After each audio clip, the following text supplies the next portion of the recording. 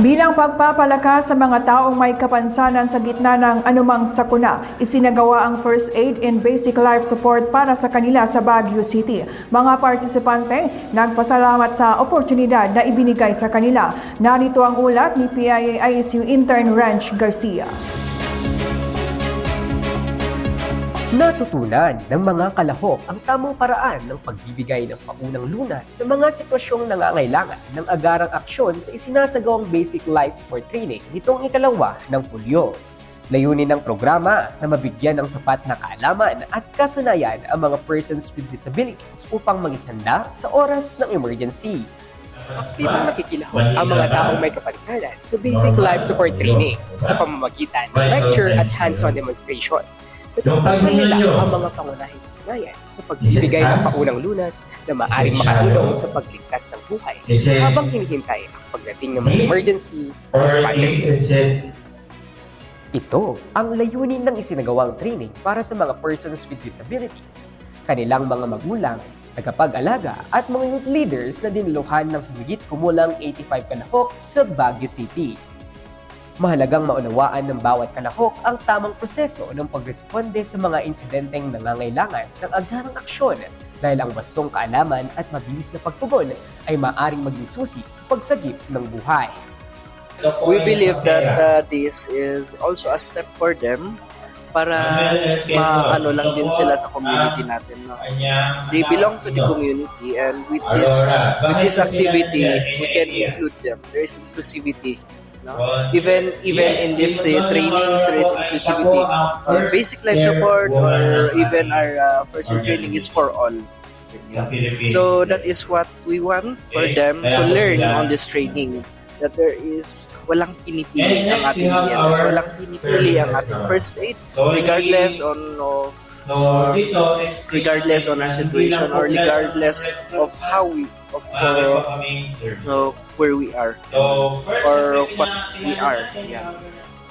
Ayon sa Persons with Disability Affairs Office of PDAW, layunin ng programa na tiyaking hindi naiiwan ang sektor ng mga PWD sa mga pagsasanay na may kaugnayan sa disaster preparedness at emergency response.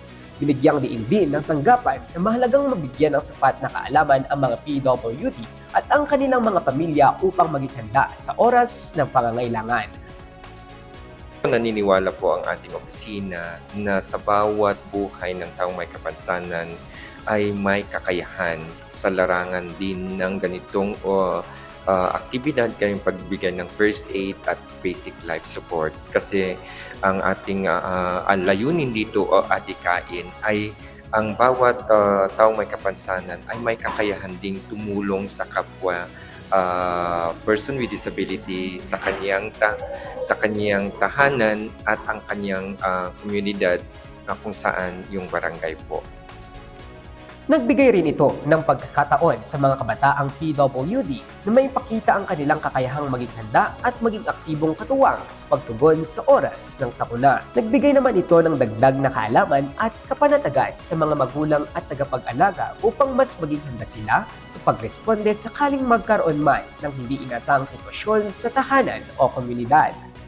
So, maa-addressan ko yung mga iba't ibang mga first aid needs niya in case na magkaroon siya ng mga breakdown or tantrums. At saka alam ko kung i-handle ang mga emergency situation. Halimbawang may mga earthquake, fires, ganon, or mga accidents na magaganap hindi lang sa loob siguro ng bahay or sa community. Hindi po kami liability. We actually have the ability to do what the society think we cannot do.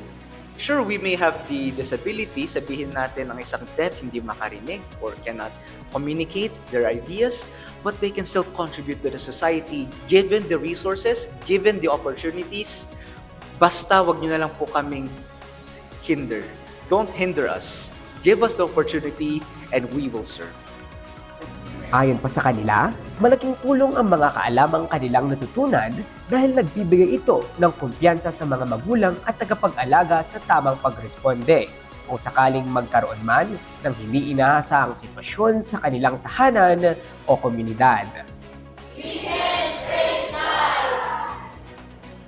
Sa bawat tamang kaalaman at mabilis na pagtugon sa oras ng emergency, mas tumitibay ang kakayahan ng bawat isa na makapagligtas ng buhay. Patunay, ang pagsasanay na ito na ang kahandaan ay walang kinikilalang limitasyon at ang bawat miyembro ng komunidad ay may mahalagang papel sa paglikha ng mas ligtas na lipunan. Mula rito sa Baguio City, ako po si PIA ISU intern Rench Garcia para sa PIA News, Cordillera.